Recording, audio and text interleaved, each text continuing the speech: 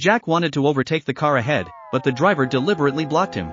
Finally seizing an opportunity, he rolled down his window and unleashed a torrent of insults at the man, not forgetting to bid him farewell with a refined international gesture of goodwill. As fate would have it, Jack's car unexpectedly suffered a tire blowout while passing a bridge. With no other choice, he called for roadside assistance. Just as he finished replacing the spare tire, the very man he had cursed earlier appeared. Sensing trouble, Jack quickly put on a friendly smile, hoping to defuse the situation. However, the man suddenly reversed his car and rammed into Jack's, then casually smacked a bug dead on Jack's hood. Jack, still apologizing in hopes of avoiding conflict, could only watch in horror. But the man wasn't interested in reconciliation. Without hesitation, he snapped off Jack's windshield wiper. Seeing another car passing by, Jack quickly honked to get attention. This enraged the man, who grabbed a car jack and furiously smashed it against Jack's window. Terrified, Jack hurriedly called the police. When the front windshield wouldn't break, the man climbed onto the hood, dropped his pants, and urinated all over the glass. Jack, thoroughly disgusted, turned his head away. After thoroughly humiliating Jack, the man finally decided to leave. However, the more Jack thought about it, the angrier he became.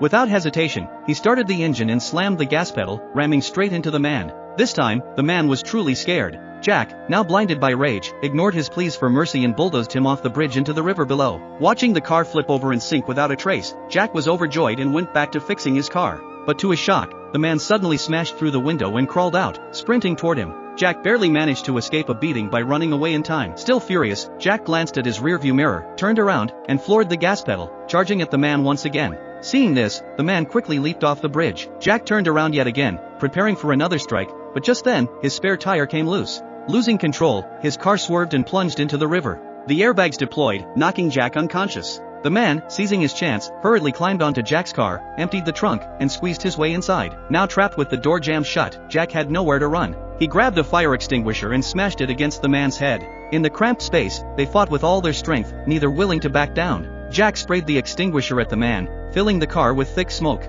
The man, eyes burning with fury, landed several heavy punches on Jack. Just as he was about to lose consciousness, Jack managed to pry open the door. But as he tried to escape, his seatbelt tightened around his neck, choking him. Seeing that Jack wouldn't last much longer, the man decisively opened the fuel tank, tore off a piece of his sleeve, stuffed it inside, and set it ablaze before attempting to flee. However, just as if experiencing a final burst of life, Jack suddenly grabbed the man's leg and dragged him back into the car. By the time the rescue team arrived, there was no sign of an accident. But just as they drove over the bridge, a massive explosion erupted below. When the police finally arrived, they couldn't make sense of what had happened inside the burnt wreckage. The two men were locked in a tight embrace, looking strangely intimate.